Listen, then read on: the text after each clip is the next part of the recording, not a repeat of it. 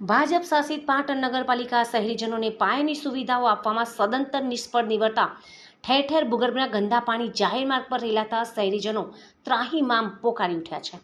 ત્યારે પાટણ શહેરના ward number 10માં આવેલા ખાલકપુરાના જાહેર માર્ગ પર છેલ્લા 15 દિવસથી ભૂગર્ભ ગટર ચોકઅપ થઈ જતા તેના ગંદા અને દૂષિત પાણી જાહેર માર્ગ પર રેલાતા અહીં આવેલા ધાર્મિક સ્થળોએ જનાર ભાવિક ભક્તોને ગંદા પાણીમાંથી જ પસાર થવાની ફરજ પડતા તેઓની આસ્થાને ઠેસ પણ પહોંચી રહી છે।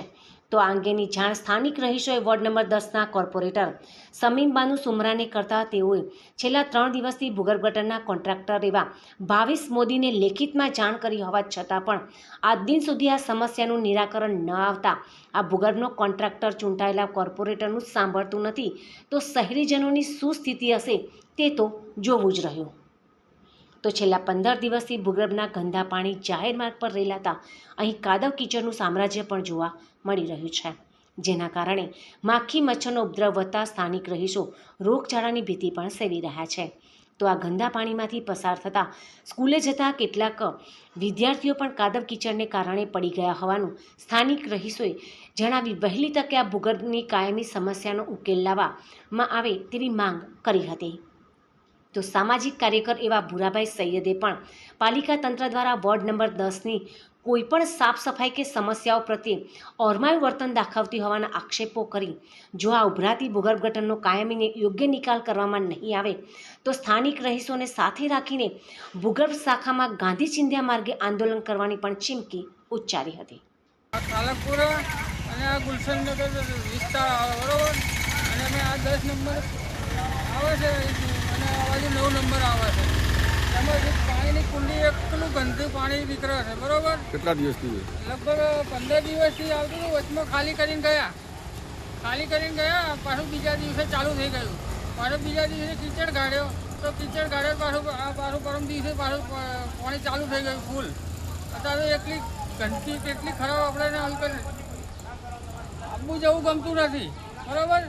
તો અમે નગરપાલિકામાં વિડીયો બનાવીને મેં નાખ્યો છે, આ 9 નંબરમાં દેવચંદભાઈના મેં નાખ્યો છે અને આ 10 નંબરમાં પેલા બેન છે ને કોંગ્રેસમાં એમે નાખ્યો છે સુમરાબેન।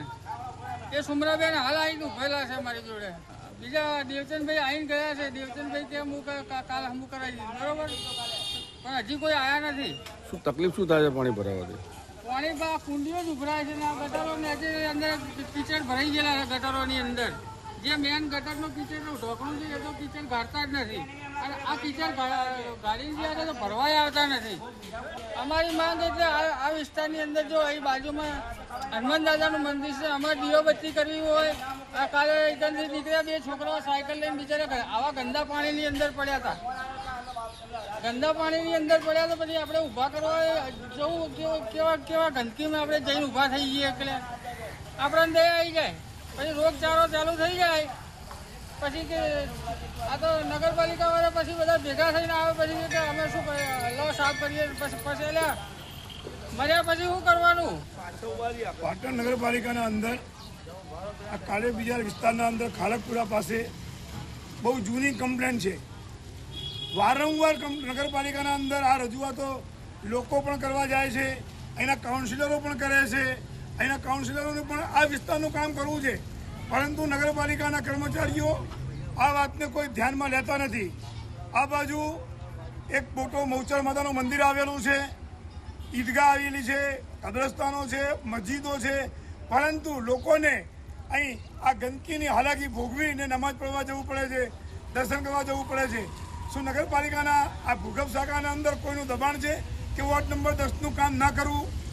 દબાણ હોય તો ભલે દબાણ રહ્યું, એનાથી અમને કોઈ ફરક પડતું નથી, પરંતુ તાત્કાલિક ધોરણે આ સાફસૂફી કરાવો, આ ગટરોને ચોખ્ખી કરાવો, નહીં તો આ વિસ્તારના લોકોને રહીને આ વિસ્તારના કાઉન્સિલરોને વોર્ડ નંબર 10ના કાઉન્સિલર સમીમ સુમરાએ આ વારંવાર આ માટે રજૂઆત કરેલી, પરંતુ કોઈ પણ ધ્યાન આપતું નથી। તો હવે આ તાત્કાલિક ધોરણે સાફ કરવામાં નહીં આવે તો અમે ભૂગર્ભ શાખાના અંદર હલ્લાબોલ કરીશું, ગાંધી ચિંતા માટે આયોજન કરીશું।